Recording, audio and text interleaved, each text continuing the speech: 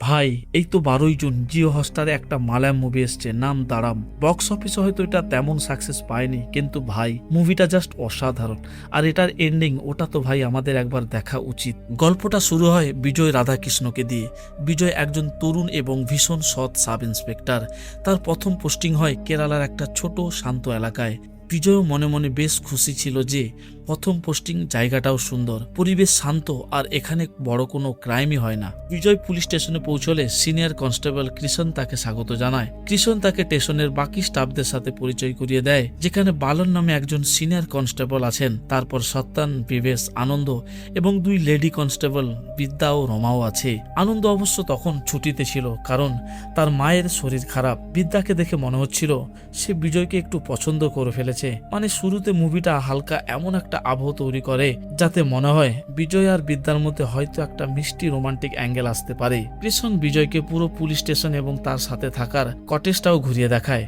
বিজয়ের জায়গাটা সত্যিই খুব পছন্দ হয়। তার মনে হয় প্রথম পোস্টিং এর জন্য এর চেয়ে ভালো জায়গা আর কি বা হতে পারে। স্টাফেরা ফ্রেন্ডলি, চারপাশ শান্ত, ক্রাইম রেটও প্রায় শূন্য। কিন্তু ভাই, এই শান্তি যে পরে একটা বিরাট ঝড় নিয়ে আসতে চলেছে তা কে জানতো। পরের দিন কিষণ বিজয়কে ডিএসপির কাছে নিয়ে যান। বিজয় তার জয়েনিং অর্ডার দেখলে ডিএসপি তাকে জানায় যে আপাতত এই স্টেশনে কোনো ইন্সপেক্টর নেই, তাই বিজয় সরাসরি তাকে রিপোর্ট করতে পারেন। ডিএসপিও একই কথাই বলে যে এখানে বড় কোনো ক্রাইম হয় না, শুধু ছোটখাটো কেস থাকে। বিজয়ের জন্য এটা বেশ স্বস্তির ছিল, কিন্তু বেচারা জানতো না যে আগামী কয়েকদিনে এই শান্ত এলাকায় এমন সব ফাইল খুলবে যেখানে তার পুরো ট্রেনিংটাই টেস্টে পড়ে যাবে। স্টেশনে ফেরার পর একটা লোকাল বার আর ফাইন্যান্স বিজনেসম্যান বিজয়কে ঘুষ দেবার চেষ্টা করে। বিজয়ের সঙ্গে সঙ্গে বুঝতে পেরে টাকা নিতে পরিষ্কার মানা করে দেয় এবং তাকে ধমকে বলে যে আর কখনোই যেন এমন চেষ্টা তিনি না করেন। পরে বিজয় কিষণকে জিজ্ঞেস করে যে ওই লোকটা কেন টাকা দিচ্ছিল। কিষণ বলে যে ও লোকাল লেভেলে সুদের কারবার করে আর স্টেশনের ছোটখাটো খরচে সাহায্য করে, কারণ সরকারের থেকে স্টেশন চালানোর মতো বেশি ফান্ড পাওয়া যায় না। কৃষ্ণের মতে এদের থেকে একটু আধটু সাহায্য নেওয়া কোনো বড় ব্যাপার নয়, কিন্তু বিজয় সাফ জানিয়ে দেন স্টেশনের খরচ কিভাবে চলবে সেটা তোমরা দেখো, কিন্তু আমার নামে যেন কোনো টাকা না আসে। আর এখান থেকেই পরিষ্কার হয়ে যায় যে বিজয় কতটা সৎ। সে সিস্টেমে থেকেও সিস্টেমের নোংরামিকে নরমাল বলে মেনে নেয় না, আর তার এই সততাই পরবর্তীতে তার বিপদের সবচেয়ে বড় কারণ হয়ে দাঁড়ায়। কিছুদিন পর বিজয়ের কাছে একটা ফোন আসে। খবর মেলে যে জঙ্গলের দিকে কেউ একটা কাটা হাত দেখেছে। বিজয় এটা শুনে বেশ চমকে ওঠে। যে এলাকাকে সবাই ক্রাইম ফ্রি বলেছিল সেখানে হঠাৎ কাটা হাত পাওয়া কোনো ছোটখাটো কথা নয়। বিজয় তার টিম নিয়ে সঙ্গে সঙ্গে ঘটনাস্থলে পৌঁছায়। জঙ্গলে সত্যিই একটা হাত কাটা পড়েছিল। বিজয় চারপাশ দেখে বুঝতে পারে হাত যদি এখানে পাওয়া যায় তবে বডিটাও আশেপাশে কোথাও থাকবে। পুলিশ, ডগ স্কোয়াড আর বাকি টিম নিয়ে তল্লাশি শুরু করে। কিছুক্ষণের মধ্যেই তারা একটা ডেড বডি পায়, যেটা অনেকটা পচে গিয়েছিল, অর্থাৎ খুনটা বেশ কয়েকদিন আগেই হয়েছে। ফরেনসিক টিমকে ডাকা হয়। পরে পোস্টমর্টেম রিপোর্টে জানা যায় যে লোকটার মাথায় জোরে আঘাত করা হয়েছিল। ডাক্তার জানায় মৃত ব্যক্তির বয়স 30 বছরের উপরে এবং মৃত্যু হয়েছে প্রায় 5 দিন আগে। এখন বিজয়ের সামনে প্রথমবার একটা বড় মার্ডার কেস। যে এলাকায় সে শান্তিতে ডিউটি করতে এসেছিল সেখানেই তাকে স্বাগত জানালো একটা কাটা লাশ। বিজয় তদন্ত শুরু করে। সবার আগে ওই জমির মালিককে ডাকা হয় যেখানে বডিটা পাওয়া গিয়েছিল। জমির মালিক জানায় সে চাষের জন্য জমিটা কিনেছিল, কিন্তু চাষ ঠিকঠাক না হওয়ায় বছরের পর বছর ওটা খালি পড়ে আছে। আর সে পরিষ্কার বলে দেয় এই বডির সাথে তার কোনো লেনদেন নেই। বিজয় যখন এই মার্ডার কেসটা বোঝার চেষ্টা করছে তখন আরও একটা বড় কেস সামনে চলে আসে। গ্রামের একটা ফাইন্যান্স কোম্পানিতে মাঝরাতে রবারি হয়ে যায়।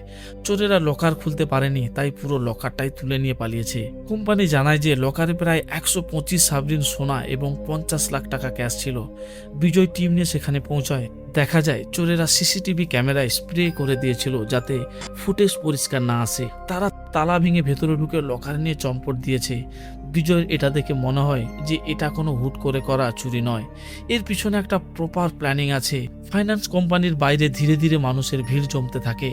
যারা সোনা আর টাকা রেখেছিল তারা ভীষণ ভয় পেয়ে যায়। কোম্পানির লোকের কাছে জবাব চায়। বিজয় সবাইকে শান্ত করার চেষ্টা করে যে পুলিশ তদন্ত করছে, তাদের সোনা টাকা ফেরত আনার চেষ্টা করা হবে। কিন্তু ভিড় খুব রেগেছিল। এই ভিড়ের মধ্যে বিজয় একটা লোককে নোটিস করে যে বিজয়ের দিকে খুব রাগী চোখে তাকিয়েছিল।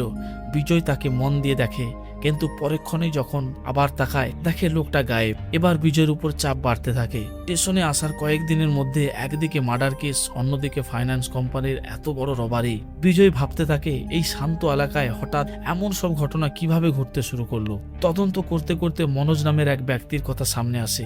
সে নিজের জমির কাগজ বন্ধক রেখে ওই কোম্পানি থেকে লোন নিয়েছিল বিজনেস করার জন্য, কিন্তু তার বিজনেস ফ্লপ হয়ে যাওয়ার পর খুব সমস্যায় পড়েছিল। বিজয় মনোজের বাড়িতে যায় কিন্তু মনোজকে পাওয়া যায় না। তার স্ত্রী জানায় মনোজ বিজনেসের কাজে বাইরে গেছে কিন্তু এখনো ফেরেনি। বিজয়ের তার কথা একটু অদ্ভুত লাগে, মনে হয় স্ত্রী কিছু লুকাচ্ছে। তাই সে তার টিমকে মনোজের বাড়ির উপর নজর রাখতে বলে। এরপর তদন্তে মধু নামের আরও একটা নাম সামনে আসে। মধু ওই কোম্পানি থেকে লোন নিয়েছিল কিন্তু লোন শোধ করতে পারেনি। কোম্পানির লোকেরা তার উপর এত চাপ সৃষ্টি করেছিল যে মধু সুসাইড করে নেয়। মধুর 2 ছেলে ছিল, কিরণ আর অনিশ। বিজয় মধুর বাড়িতে গেলে মধুর স্ত্রী জানায় যে কিরণ বাইরে চাকরি করে আর ছোট ছেলে অনিশ বাবুর মৃত্যুর পর থেকে একদম ভেঙে পড়েছে। সে ডিপ্রেশনে চলে গেছে, মদ খেতে শুরু করছে এবং বাড়িতে খুব কম আসে।